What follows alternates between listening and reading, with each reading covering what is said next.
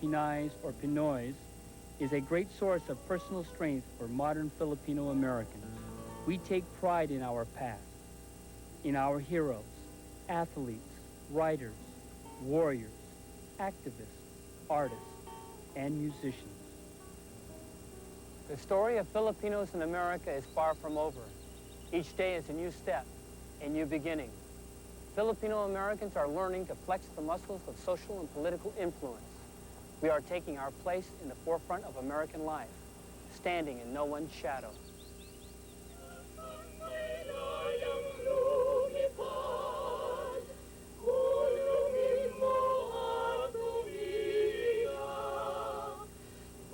Please stay tuned for a discussion on San Diego's Filipino-American community, which will immediately follow this program.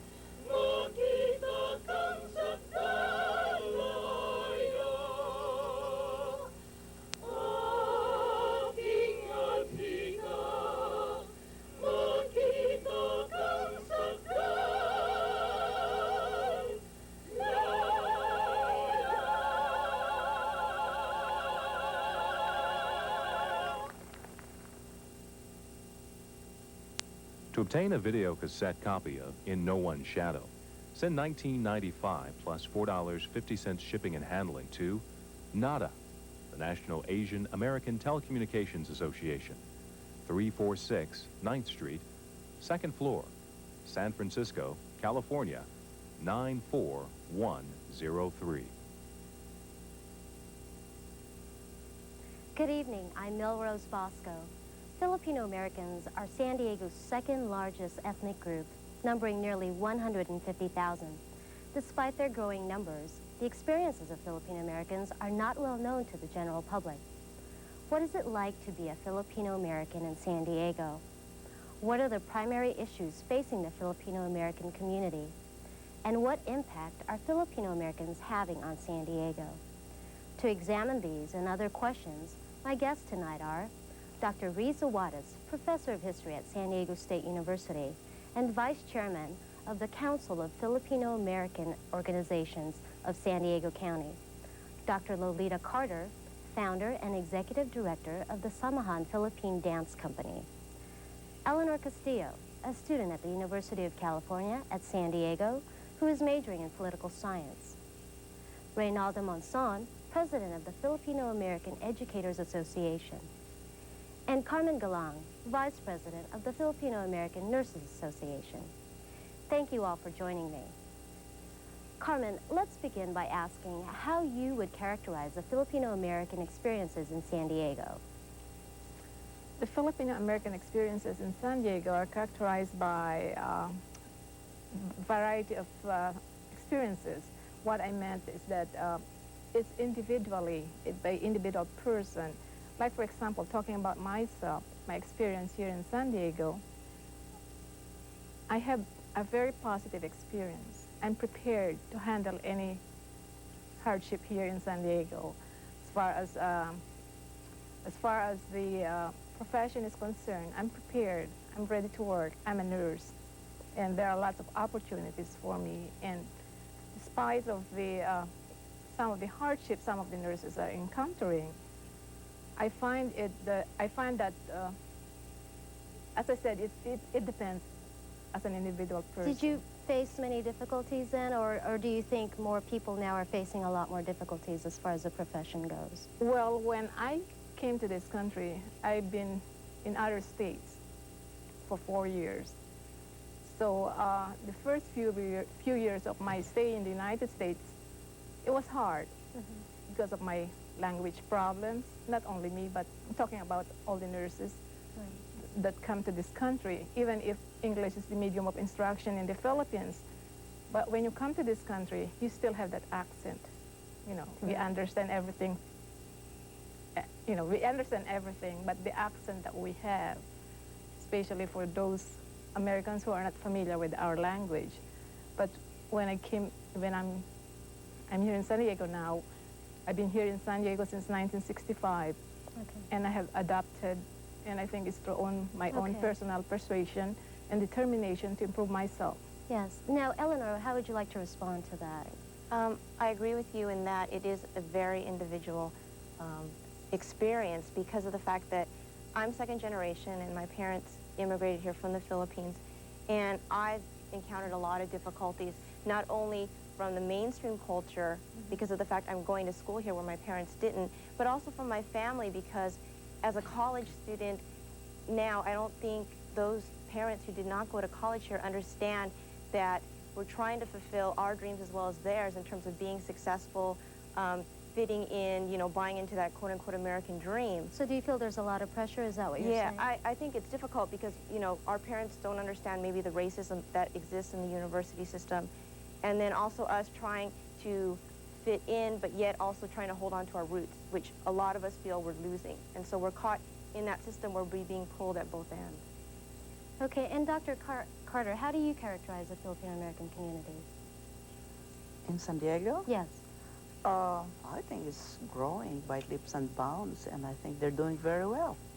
Well, since you're coming from a more arts performance type of view, how do you feel that your group, the Samahan Dance Company, fits into the culture of the Filipino community? I think it's our emphasis on the culture of the Philippines, specifically music and dance, has a very positive effect on the community.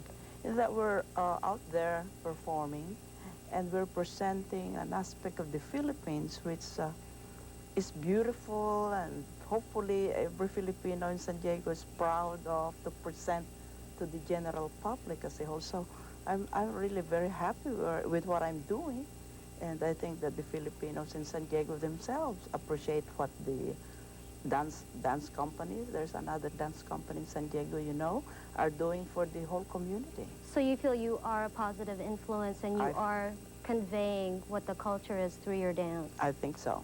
Now, Dr. Awadis, along those same lines, how do you feel about, in the Philippines, the culture is to respect elderlies, people, and to maintain some sort of culture when you come here? I mean, how is that different from here? The children speak out a little bit more and the elderly isn't respected as much. What's your view on that? Oh, my view is I value Filipino behavioral patterns, respect for the elders. It's part of the tradition. But at the same time, when you are educated in the United States and also Europe and even in Asia, you tend to be much more tolerant and liberal. So as far as values are concerned, my philosophy is retain the best of the Filipino culture and adapt and adjust with the American culture, because you have to deal with this society. But that may be ideal. I think that is a good idea, but isn't it difficult though, since the pressure is on to fit into the mainstream for children and then they come home to some other type of culture? I'm sure that, you know, there is nothing in a way easy in this world, but it's a question of accommodation and knowing for yourself what is the best, you know, that will serve your best interests. Okay, well, Ray, what about generational differences? What do you Well, that is a big problem. Along the lines what Dr. Waters was saying, basically, is you have first generation coming in, and then you have second generation who are born and raised here, and they're actually like living in two different environments. They're on the outside. They come, they go to school. They're expected to do certain things. Okay, they're expected to be a little bit more assertive. They're expected to be a little bit more independent. These things are, in a way, kind of contrary to the culture itself. But, but again, like what Dr. Waters says, there's good and bad side of it. And what generally what happens is that what they do is they would take the culture, and I guess and just, well, let's put it aside and just go out and learn it. You have to kind of take both. Okay, like you said, it's ideal, but it's not really working that way. I think what happens too is that there's a communication problem in the homes too, because a lot of times the parents, they're born and raised in the Philippines, And raising their kids is the only way they know how to do, is the way they were raised. Right. Okay. Now, I'm sorry. Go Sure. ahead. But their kids are in a different environment. They're in a different culture on the outside. They go home, you have, it's kind of like in the vacuum. You have the Filipino environment in the home, okay? And sometimes it's not really being assimilated that much in the home. It's outside, maybe. Right, there are difficulties. Right. Now, Carmen, as far as from a nurse's point of view, what are the generational gaps there as far as your profession and at work? I mean, are there any generational gaps between the Filipinos that are working now as nurses and between your age group? The Filipinos that are working now that are nurses? Right, the younger group. Well, I don't find any gaps at all. When you are a nurse, you're expected to perform according to the Nursing Practice Act. So everything, that you do in the hospital or in the nursing homes is according to the standards. So it's just work. It's then, just work. There's not really a gap there. There's no gap because you're supposed to conform according to the standards of Nursing Practice Act, and in order to maintain your license, you're supposed to perform those expectations of you.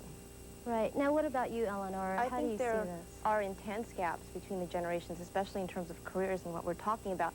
In that, for me, I see myself as very unusual because I've chosen political science as a major. And my parents, or I think the Asian culture really applauds if you go into the medical field, like nursing. I was really pushed to go into nursing, or the engineering field.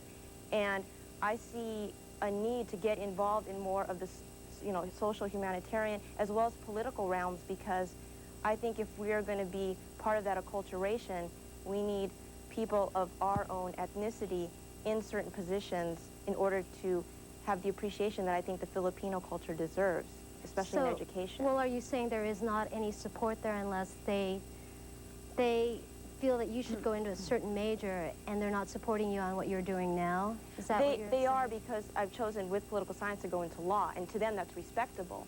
But I'm saying I think with the generational gap, there's a lack of support to go into those unusual categories that Asian Americans have been brought up, that the medical field or the engineering field is the best field for you. And so I think in terms of generation, in terms of careers, I feel that I'm one of those people that's staking out beyond that. And there is very little support, if at all, in terms of Mel, that. can I add Yes, on that? sure. I think, Eleanor has brought out here, new trends. In terms of college educations, there is a lot of parental pressure on the kid to go into traditional career paths. And in as much as a lot of nurses here in San Diego, a lot of them, push their kids actually in the healthcare profession, and also engineering is very popular. But the trend now is very good. A lot of second-generation Filipinos are getting into liberal arts, social sciences, careers, that has not been there, only 4 or 5 years ago. So this is a very positive trend, particularly in the humanistic, occupation or career ambitions of this second-generation Filipino. So this is good. I really don't know about that because I haven't seen any pattern that you suggest, with the Valentin Grasparel scholarship. And I've been with it for almost 10 years now.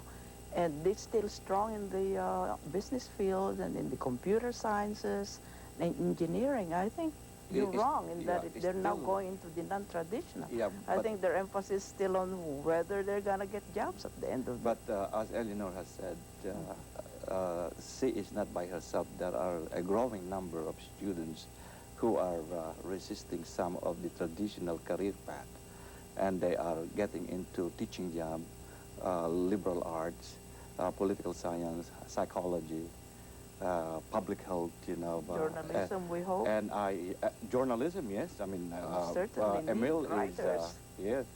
And I have been able to determine this because I used to do some survey, almost every semester. And so I can feel, the trend is towards that particular trend. So that's pretty good. I could relate to what she's saying because I had 2 children, and at the time I wanted them to take nursing. And one of them tried, but then after a year, she didn't want to pursue. And I think in the nursing profession, they don't consider us glamorous, because you have to start from the very beginning. You have to start bedside nursing care. And this is according to my daughter. She says, Mom, I don't want to do what you're doing, I don't like that job. But they don't realize that there are lots of opportunities, for being, if you're a nurse, you can go on not only being a staff nurse, but you can go as high as you want.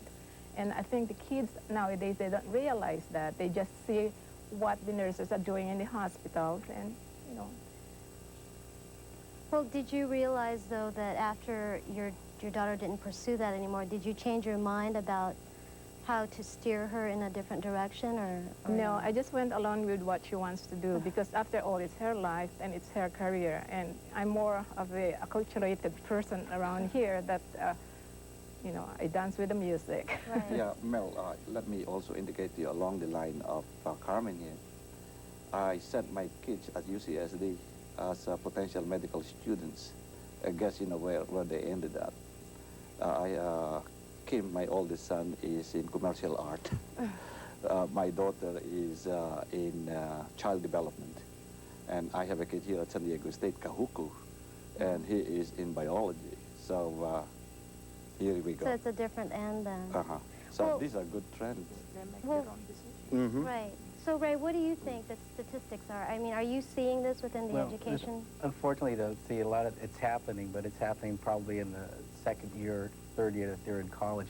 Usually when they're going to school, they're going there pretty much with trying out what their parents are kind of steering them towards. And I think with Filipino parents, generally, it comes down to their idea of what success is.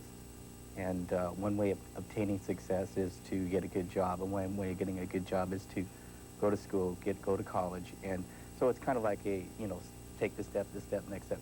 But what's missing there is the student's own perception of what they consider as success. They have to figure that out for themselves. And the university systems in this culture here, in the college system, it lends itself to that. It's for the students to be on their own, to think, what do they want? And what happens when the kids, particularly when in a Filipino family, when they get to school after the second year and they say, well, this is not what I want to do. I want to change my major. But because of the fact that they're there, they feel like, well, if I change it, I might affect the family. And what happens is that the parents send the kids off to school, going to college, letting them, I don't know, it's not directly, but it gives them this kind of feeling like you're doing this in the name of the family, and anything that you do reflects on the family, because that's the way the culture is. It's a very family-centered culture. And what happens when the kids start becoming more themselves and they have to make their own decisions, and sometimes they're not really too sure if these are good decisions or bad decisions, a lot of times they defer to the family. And again, I said, well, can I change my major? And then this starts into really big arguments, and, no, you should go with this because you're going to be more successful in this way, But, I really feel more comfortable doing this. And what I've seen, based on some of the studies that I've done, really, with Filipino students in college, if you look at their self-esteem, it's really low. It's significantly low. It is. That's surprising. And another thing, too, it doesn't really correlate with their performance in school. It doesn't correlate at all. Normally, self-esteem would correlate high with performance. You would see the better you do in college, the better you feel about yourself. But that doesn't happen with Filipino students. And again, Why do you think this is? well, because if you're, let's say, for instance, if you're, because the kids are coming there, they have the talent. They're otherwise they wouldn't be accepted in. Are they just not being nurtured because they're being put into a position where they don't want to be? Well, it's not that. A lot of times they do. They want to be in college, but the problem is the fact that they really never give it any thought in perspective of themselves, of what they want. Again, it's their culture. They're not brought up to be more independent.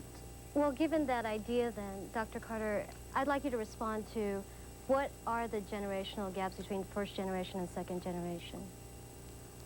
I really don't understand this idea that the Filipino parents dictate their children what they go into, because in the Philippines, my parents, and I don't think we were unique, our parents allowed us to make our choices.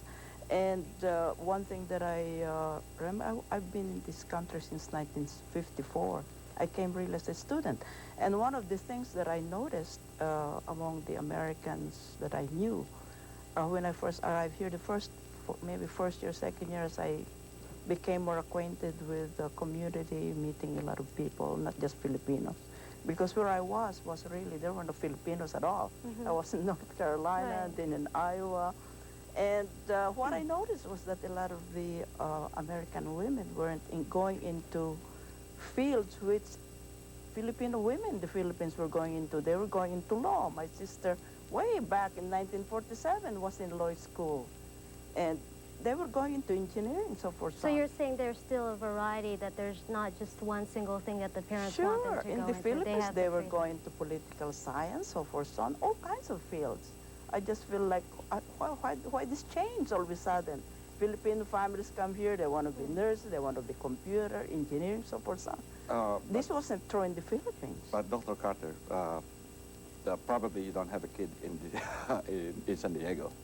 But there is, some truth. I've been, as I said, in this scholarship. Yeah, but there is some truth that the family pressure about which courses or which career, the kids should go, it's there. But I will not also take away from these parents that, over time, the parents, are adjusting, they are increasingly becoming more tolerant. And part of the reason is that we are getting, more educated parents. But it's Do you unfortunate. think that's the reason for this is that parents who came here didn't have college education? I think that's something that we should face. No, this is the not point of being the matter is that most immigrants, whether this is the first, the second, the third, or the more recent one of the motivation is to come to America for for education. What about the pressures of assimilation? Eleanor, would you like to address that? In my opinion, I like to look at it as in terms of acculturation, especially with my generation, in that, for me, assimilation is when you totally disregard your traditional culture. And for me, it's acculturation because with my generation, we're trying to take in what our parents brought with them from the Philippines. But yet, because we go to school here, we're so exposed to American mainstream culture. And like I said before about the fitting in, and that we're being pulled from, two opposite ropes, in that we're trying to acculturate, but a lot of times it's difficult because sometimes if you are viewed as acculturating, sometimes you're viewed by your parents as selling out, being rebellious, totally disregarding your traditional culture to be part of American culture.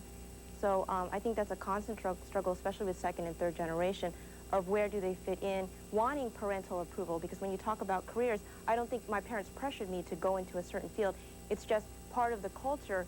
You wanted to have approval by your parents.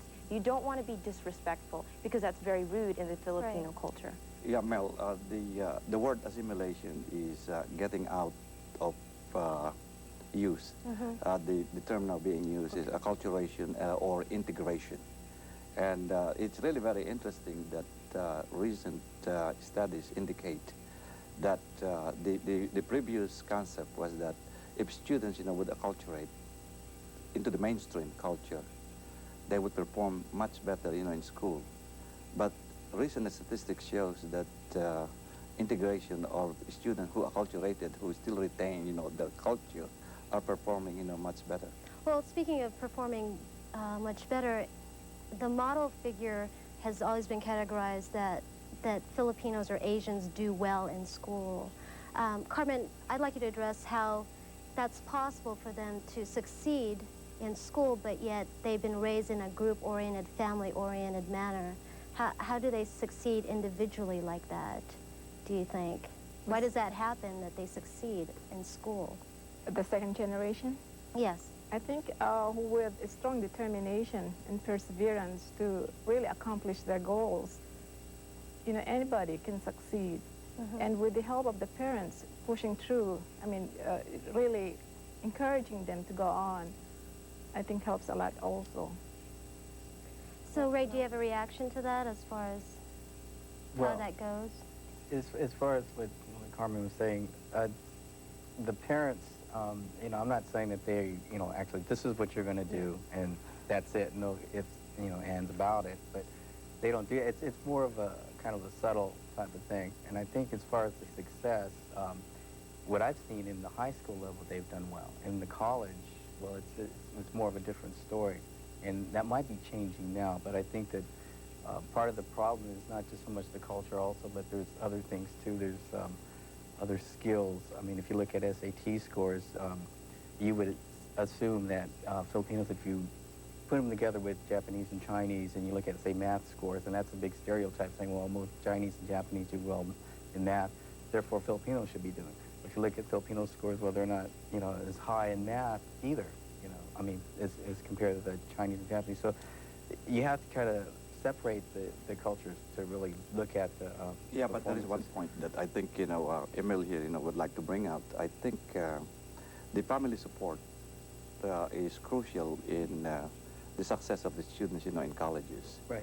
And I would say that Filipino kids are well supported by their family. In Yes. fact, you know, one of the strength of Filipino college students is the saying that we, parents, are willing to support you as long as you are on school. Right, that's in a- school. But Uh-huh. no, I think in terms of UCSD, I'd like to bring up is that despite the fact we might have parental support, we have to look at the environment of the college campuses in the United States. Now, at UCSD, the numbers of Filipino students are coming in, but they're not graduating. They are leaving, say, after the second or third year. And I think, yes, the parental support for a lot of my friends is there, but the hostile environment that we encounter, not only as just Filipinos, but as